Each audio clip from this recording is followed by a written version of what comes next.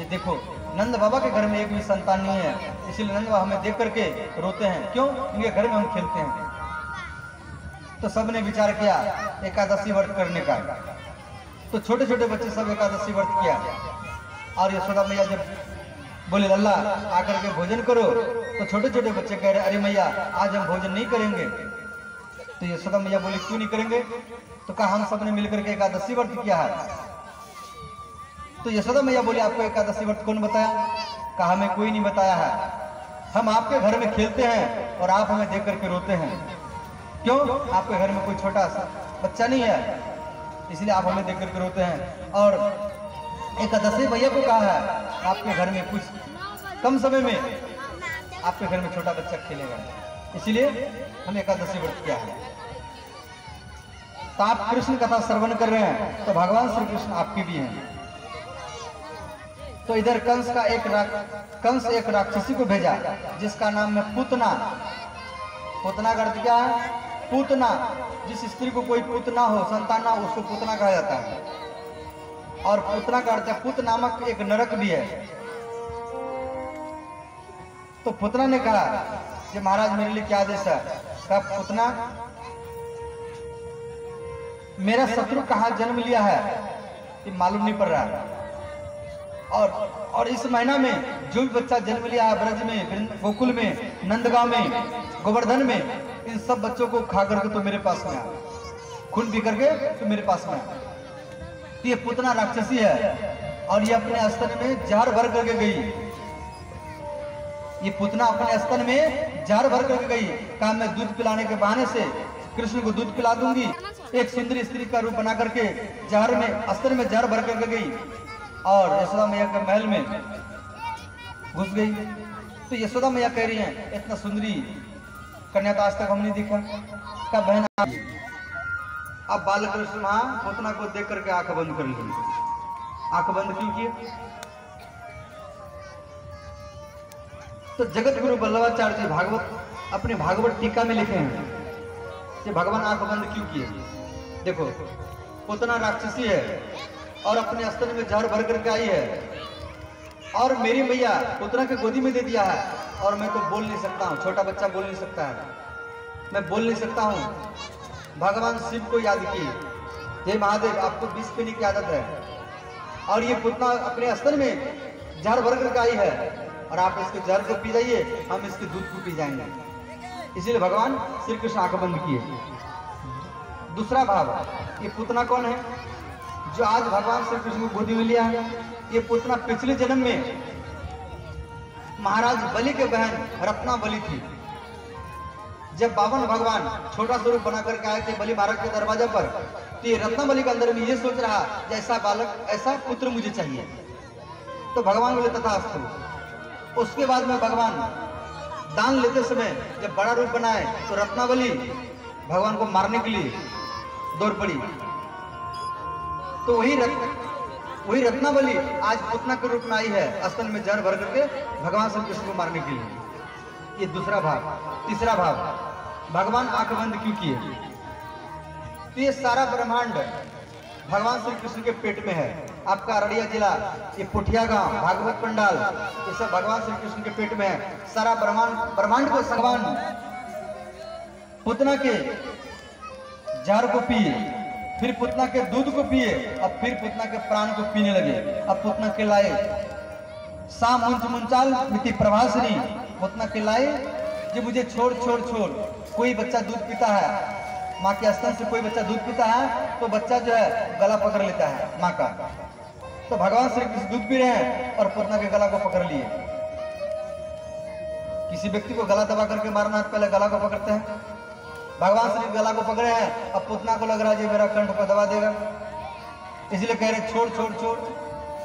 अब भगवान कह रहे हैं जब मुझे छोड़ना नहीं आता है, मैं जिसको एक बार पकड़ लेता हूँ उसको मैं दोबारा छोड़ता नहीं हूँ।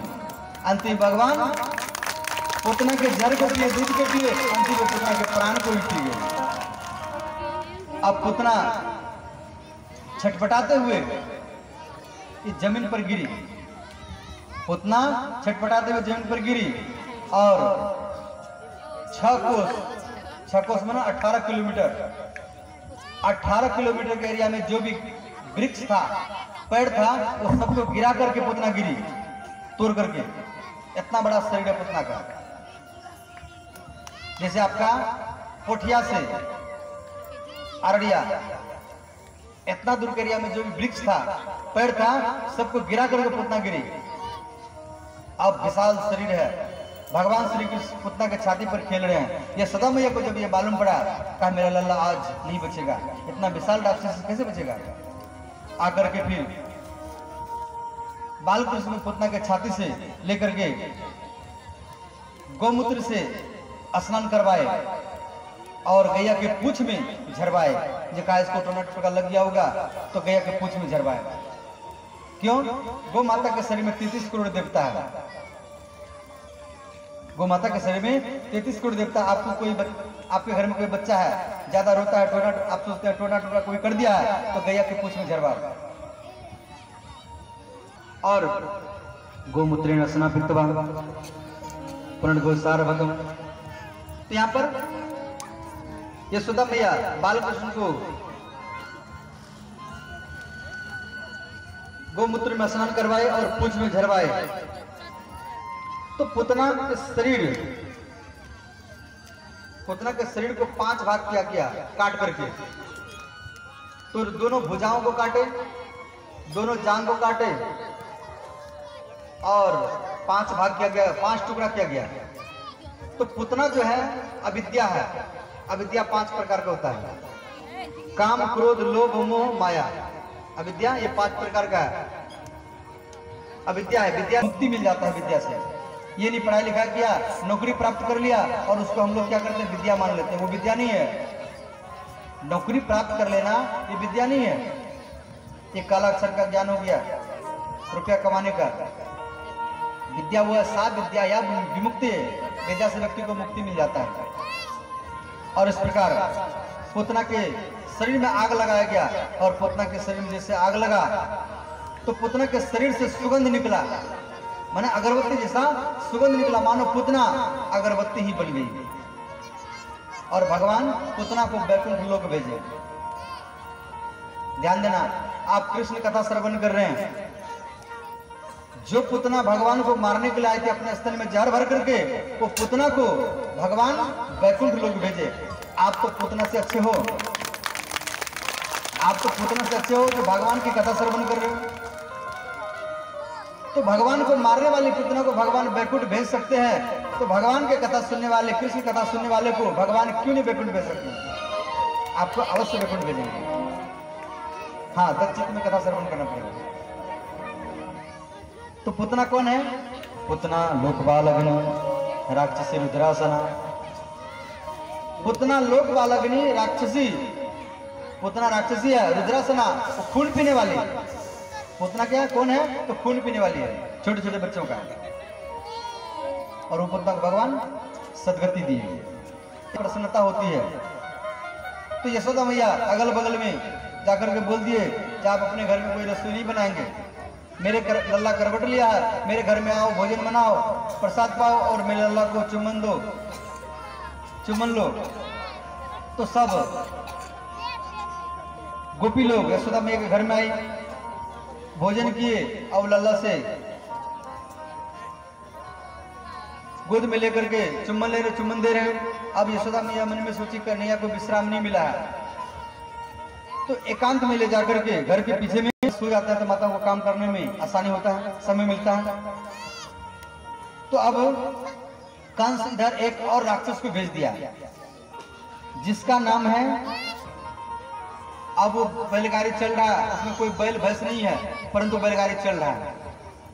और जैसे पलना के पास में गए बालकृष्ण पैर उछाल उछाल कर खेल रहे, और जैसे वहां बैलगाड़ी सकटा सुर वहां पहुंचा, पैर के ठोकर से वो बैलगाड़ी आकाश में गया और वहां से आकाश से फिर जमीन पर नीचे गिरा, धराम से उसका राम नाम सत्य हो गया। बोले सकट भंजनता भगवान की जय। अब भगवान श्री कृष्ण 6 महीना के हो गए, तो कंस एक और राक्षस को भेजा जिसका नाम है तिरनावर्त। तिरनावर्त माने क्या? आवर्त। आवर्त समझ आते हैं? जो घूमता है, आवर्त माने घूमना। तो बिहार की भाषा में बोलते हैं बिंडो, बियो, और जो हवा में घूमता है अपनी भाषा में बोलते हैं, वृंदावन में इसको कहा जाता है बबूड़ा।